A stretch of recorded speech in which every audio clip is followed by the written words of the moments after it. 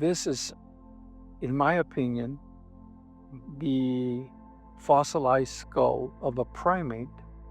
A primate is the order of mammals that we find the great apes, humans, and some of the smaller monkeys. This looks like a relatively good size representative of a probably some kind of a monkey of sorts.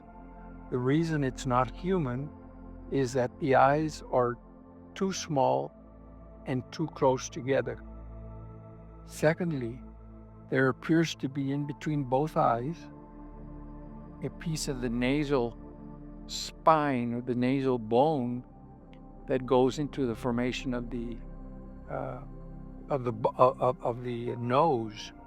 The nose here, since the nose is chiefly soft tissue, it doesn't look like it got petrified. But I'm not sure. I do think that this is part of the upper jaw here. I think this is the zygomatic arch or the zygomatic bone.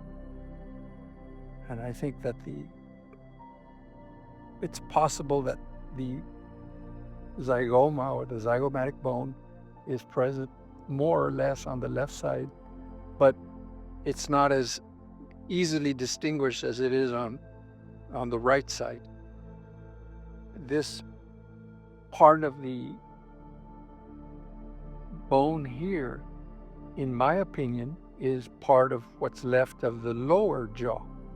This isn't part of anything. It looks like it's just petrified material that was around this. But if you look at it with my hand covering up that part of the face, you can see where the maxilla kind of turns into the mandible right here. And this little space in between the upper maxilla and lower mandible is probably where these two bones meet. So we can assume that when this animal died, his mouth was closed.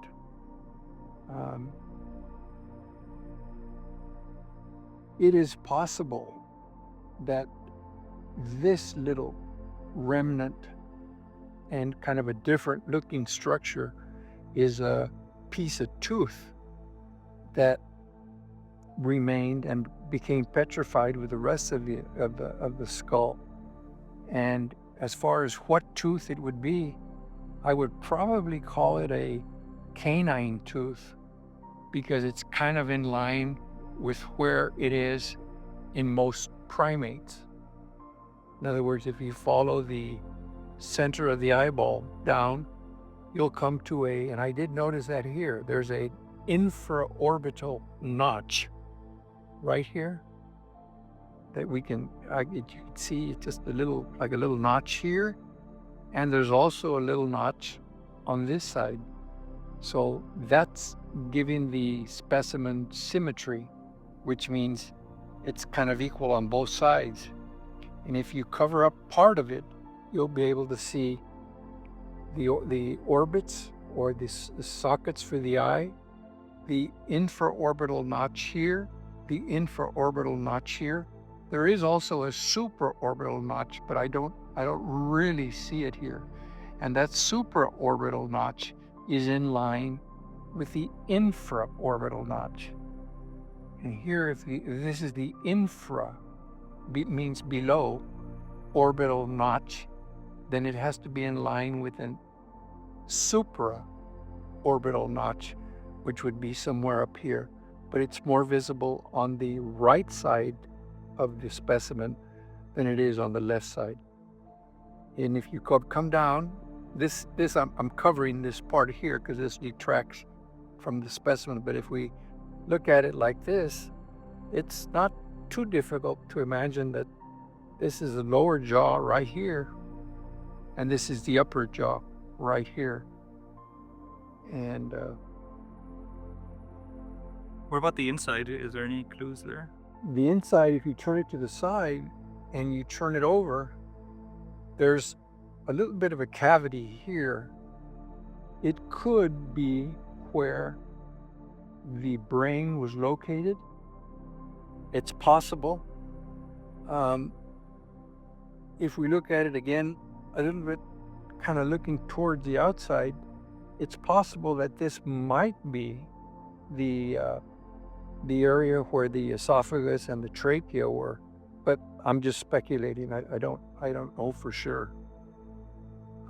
There's also a little space above this bone here, which would tell me that possibly this might be the opening to one of the sinuses.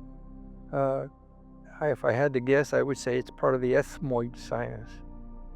But this is a pretty nice little specimen that does resemble a mammal of the order Primata, which is the one we belong to.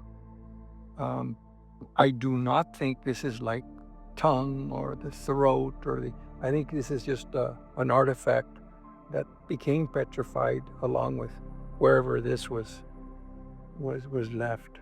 But it's really, really, really interesting in my opinion. And if you really look up here, it looks like you can see the cuspid tooth. And if you follow it carefully, you can probably see the root. And the root is in the alveolus. The alveolus is the actual socket where the tooth is found in all primates. So it's speculating, but it's kind of within reason, because this is anatomically correct as far as the tooth of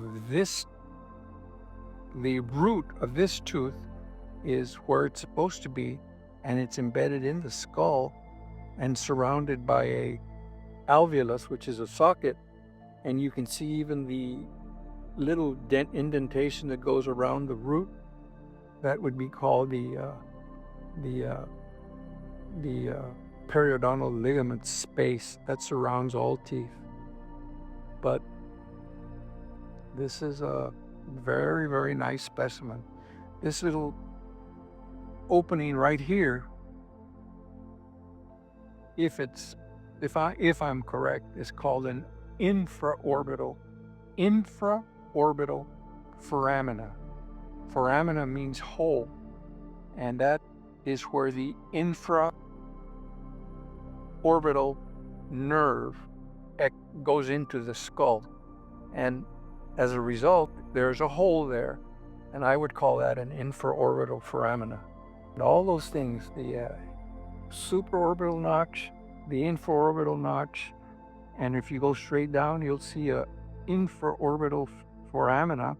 Those usually in all primates are lined up. So that's significant in as far as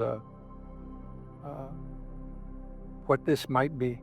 I'm interested to know what species this might be, or just in general, if it's a monkey or what kind of primate. But it's very human-like because of the position of the eyes, because of the structures that are found here. But I do not think that it is human. I think it's a monkey type animal.